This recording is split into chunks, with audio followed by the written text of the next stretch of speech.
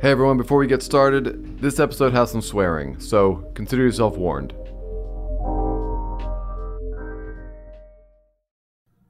We don't talk about this a lot as educators, but people forget most of what they learn in school. I'm looking at you here, listener. What can you tell me about a sine, a cosine, and a tangent? What did James K. Polk do in office? What's the difference between metonymy and synecdoche? But you know what we don't forget? Getting humiliated by a teacher. I was 12 in a 6th grade class, and Mr. Stetzel got very angry at my class, and he called us a bunch of lazy Mexicans. The makeup of this class was overwhelmingly Mexican, one African-American child, and a Vietnamese kid. And he told us not to be lazy Mexicans. Made one of my friends cry because his father was a painter. He looked at him and said, "You can't hide from the truth. You're going to be a worthless painter all your life if you don't change who you are." Seeing that, I cursed him out, went to the office, and was given an option to either apologize to the teacher in front of everyone or take suspension. I decided suspension. My parents backed me up, but on the walk home, my mother cried. And when I asked her why she was crying, she told me it was because we were undocumented in this country, and I had to learn that in this country I needed to be quiet. Because if I got in trouble, then child services would be called, and then immigration would be called, and we would lose everything because I didn't know how to just be quiet. I knew that was wrong. And so I decided that I was going to be a teacher for the rest of my life and try to fight that. From High Tech High, this is the Unboxed Learning Podcast. I'm Alec Patton. This episode is part of Groundwork, a series of conversations with school leaders who are building something radical. You just heard from Germán Gallardo. I talked to him and Rebecca Rodriguez, who form one half of La Junta Collective, 4 educators who are going to start a school in South Central Los Angeles. Or something like a school. The thing is, they're working from 2 big ideas about trauma. The first is that when a community has been subjected to trauma over multiple generations, self-care isn't enough to repair that. The community needs to heal collectively and on its own terms. The school that they're envisaging is a place for that healing to take place. Their second big idea is that the trauma experienced by the people of South Central Los Angeles has been visited on them through the systems of the state, especially prisons, law enforcement, and schools. When that's your starting premise, founding a school is kind of awkward, and getting funding for that school is really awkward. We're going to get into all that, but first, we're going to go back to Germán, now 15 years old and fed up with school.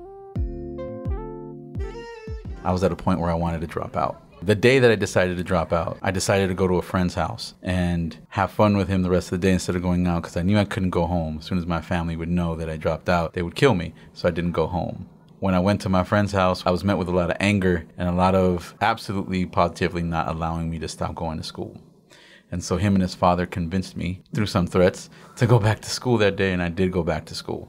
On the way to school, my friend and I were caught in a drive-by, and he was shot, and he died in my arms.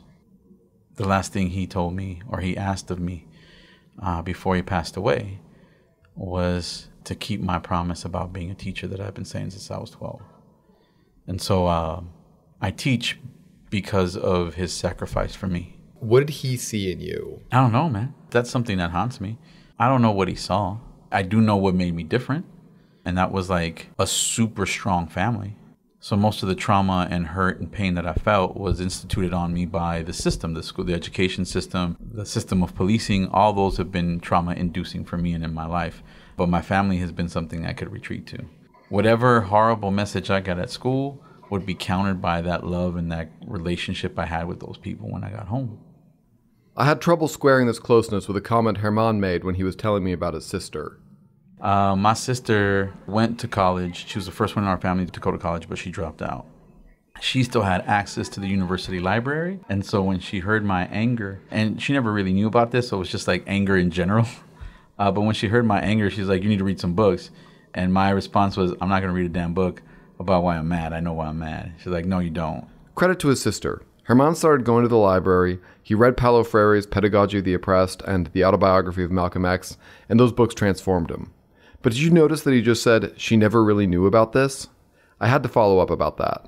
And when you said your sister didn't know why you were angry, what did she not know about? Any of the stuff that I just mentioned. Like, she didn't know about the death or that I had witnessed it. Your sister didn't know your friend? You saw your friend? No, that's not something I share with my family. Wait, do they know now? No. You had that happen and just carried that without telling your family? Yeah, but it's not unique. Like, that would be surprising if it was something that doesn't happen consistently. But it is a fact of life. It is so prevalent in Black and brown youth that those experiences are there, caught, felt, and never talked about. That I'm not unique. I'm not like, and this is the sickening part, really. I'm not unique. I'm not special. I'm not the only one. If you hear or understand those communities, all of our kids feel that way. All of our kids deal with these incredible pieces of trauma that they've had to see. I saw that, and it was somebody who was like a friend to me. Some kids see that with their own families. Some of our students see that perpetuated within their own families. Domestic abuse, sexual abuse, violence, just everywhere. And all of our youth swallow it, carry it, and don't tell a soul. They come to school and are expected to pretend like everything's okay. You become a container.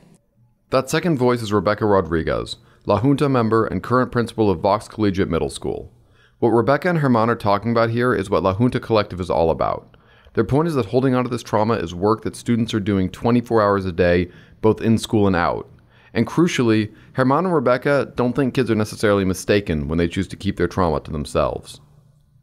You justify it by thinking you're helping save someone else. A lot of times it's the parents. Like seeing what our parents are already going through. Chronic poverty, chronic stress. The last thing you want to share is some of the crap you're going through. Your mom doesn't need to know. What's my mom going to do? She's going to cry. Yeah. And she's going to blame herself. She's going to do nothing. She's going to, So you become that container. And then you go to school and you're continued to be taught to be silent, to be quiet. Because it doesn't matter there either. Doesn't matter anywhere, really.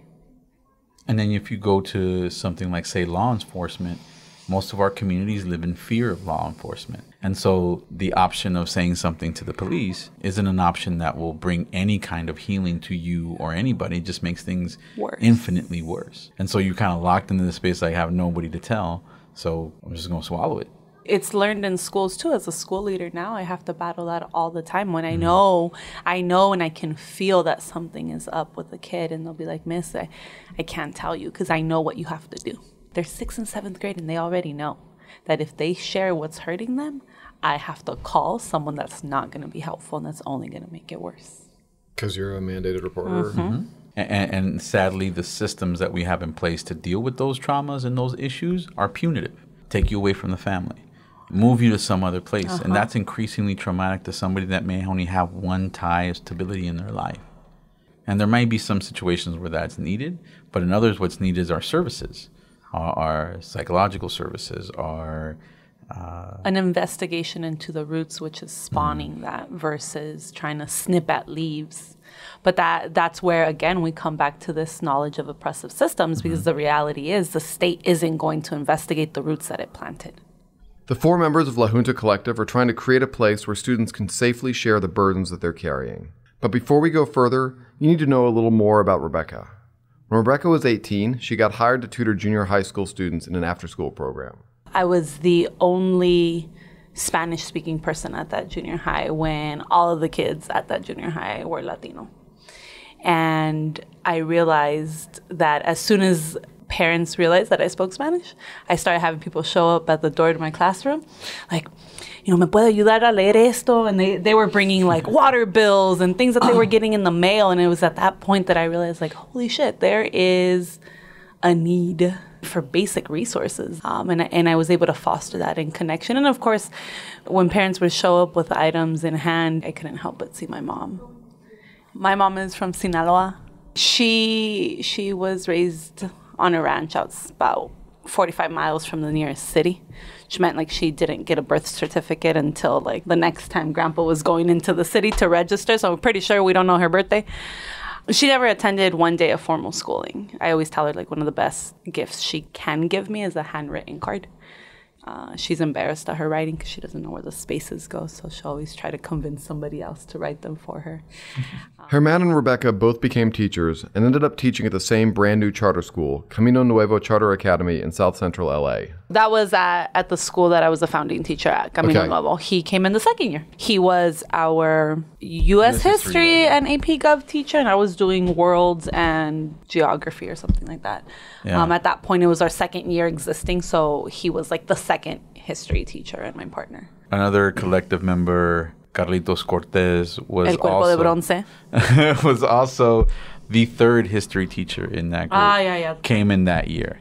And then the year after that, the fourth collective member, who was our dean of students that year and is now currently a therapist, came into that school. That school was very unique in terms of charter schools in Los Angeles. Most of the students we had that first and second year were students that had been kicked out of every other school in the area. And these kids are like freshmen and sophomores that have been kicked out of 5 or 6 schools in that area. Our school was full of those kids. And those kids, by way of the poverty in the area and where they're from, had huge amounts of trauma. And it was a really challenging space to be in. Our kids were hurt, angry, confused, didn't know how to sit still in a room because their brains and their emotions are everywhere. But at that school, every single teacher connected with students. Even our custodial staff had kids that would come and find them for advice. Our lunch lady would get involved in kids' lives and be like, yo, I heard your grades were bad. And it's working. Like, we've got for kids like walking out and not being able to regulate their emotions to the point where they would get so angry and hurt that they would have to leave, to now having these kids talk about, I want to apply to college. Their grades would improve, their behavior would improve, their everything was getting better. Their social emotional care was getting better. And it was all because of the love we were able to create as a group. And that was wonderful. However, our leadership didn't know how to take advantage of all those things. And so I was constantly thinking to myself, man, what we're building is so powerful, but as soon as it gets out of our hands as teachers, there's a disconnect and things would fall apart. After that, like, I felt like my relationship was hurt with the principal. I got asked to leave that school, and that broke apart. What were they not seeing? They weren't seeing literally the things we were taking care of because we took care of them. And so they didn't understand exactly how much we were doing. And tell me about, was there a moment when you were like, we got to start a school, or I got to start a school? Didn't we find stickies? Yeah, we did. You started school. No, you fucking started school. No, you do it. We did get the stickies. Somewhere there's a picture of our sticky. And I remember the exact day that we were writing those notes to each other. We were in another professional development that missed the mark. They were talking about a certain student and how horrible they were. And we just checked out. And she wrote me a note that said, when are you going to start your school? And I wrote back, my school, we're just waiting for you. You're going to start the school. And it went back and forth like that. And I think that's where it started. And then more conversations like that, like what we would like in a school, what kind of things are missing in this for our students, what kind of things are missing for the teachers that deal with those students authentically, what's missing for the entire community, what's missing for the families. And we were here because of those conversations. Pedro and Carlitos joined the conversations, and that led to La Junta Collective. And they're all doing this while working full-time on other jobs. Herman is teaching history, now at a different school. Rebecca is principal of Vox Collegiate Middle School. Pedro is getting a family therapy certification and doing social work. And Carlitos is still at Camino Nuevo Charter Academy. It's all part of their master plan. So we've been like making strategic choices about what we do with the idea of this could help us build a school. Rebecca, I think of all of us, has the best leadership skills. So when she had the opportunity to become a principal, we looked at her and said, you have to. You're going to have this great experience of starting a school from the ground up, seeing those pitfalls and making those mistakes. So when we start a school, you can do that. The same thing with Pedro. Like, you're adding all these other things to what you can do. When we get a school, you'll be able to bring what you learn to create a more robust service for our students and understand what other organizations do, what other agencies do, and how we can bring those services. For us, the other two, it's like, how can we improve our instruction to the point that when we start a school, our instruction is as powerful as it can be. So we know that like everything is happening, yet the instruction is authentic, it's powerful, and it's meaningful to the students in the community. So all our movements have been strategic in terms of these are the things that we have in our vision and things that we need to bring to the table, and who's the best match at this moment to be able to do those things. The key to this strategy, as you might anticipate, is that every decision is collective. And while this collective starts with the four of them, it's going to get a lot wider. The spirit of being a collective is making sure that we can have parents and students be part of this design committee. Because our school will not be something that we just gift to the community. It's going to be something that's born of them. We may be steering this now, but everything has to come from them. So we won't be ready to do anything until we have parents who are at these tables at this conference, until we have our students here at this table at this conference doing this work with us. Because they're the ones that know more than we do what is needed in those communities. So a lot of this is going to be collectively done. That's going to mean like letting go of a certain amount of stuff potentially about your own vision. What are the things that you're like, if the parents who we talked to said X, then we're not the place for them and we just have to walk away? Like, what are the core things that make this venture this venture? Overarching ideas that are at the core of everything we do are community and collective healing and everything that comes with that. And in our culture, our Western culture, American culture, we have this idea of like self-love, right? And that has its place and it's really powerful. But we've lost the sight of the community healing together. And we lose sight of generational trauma. One of our core principles at the heart is being able to heal the whole community. And all the work that we do, the decisions that we take, the pedagogy that we use, the lessons that we will deliver on a daily basis, all meant to create that healing within those spaces. Not just the child in there, but the adult in the room and the families that come with them. And I think that's one of our key founding principles. A second one is a decolonial lens. Understanding that everything around us isn't broken. These systems of oppression have been created to work specifically how they are now, and the outcomes have been designed. And because of that, we strive to be decolonial in everything we do. Anti-racist, anti-patriarchal, anti-homophobic, and abolitionist in nature.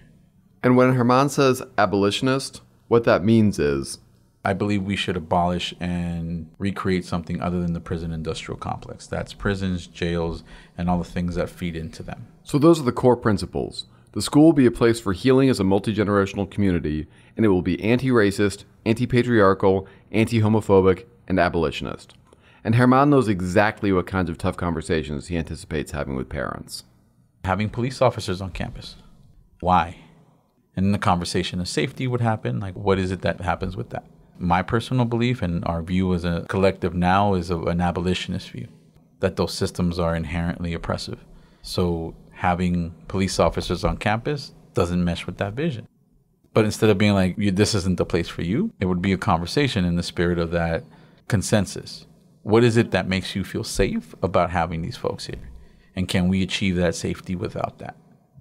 So everything, and this is the slow part, everything's the conversation and like, what is it that needs to happen and how do we understand these things? And how do we come to a community understanding? Because we're going to have to come to a community understanding. Do you remember that back at the start I said figuring out how to fund this school was going to be awkward? We got into that. It feels for me like I am putting on my Sunday best and coming to plead for money to rectify the wrongs that I didn't do. Yeah, man, that's real. So at one point, I just like, well, fuck it. I don't want to ask you for money. I want your money. But then reality, you're like, oh, shit, I ain't got no money. No, the reality of like, we need political support, right?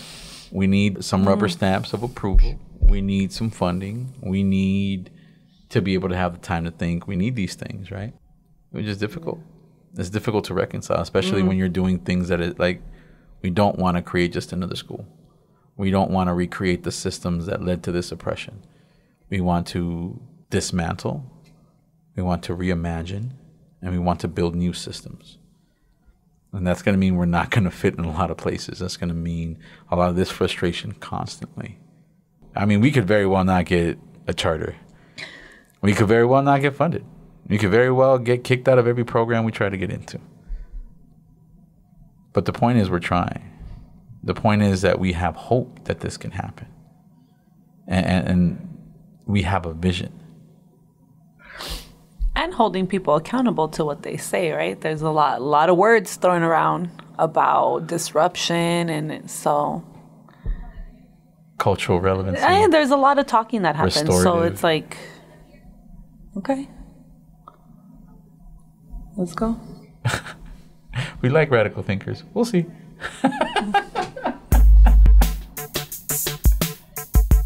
That was Germán Gallardo and Rebecca Rodriguez, who make up one half of the La Junta Collective in South Central Los Angeles. They're New School Creation Fellows at High Tech High's Graduate School of Education. This episode of the Unboxed Learning Podcast was written and edited by me, Alec Patton. Our theme music is by Brother Herschel. Thanks for listening.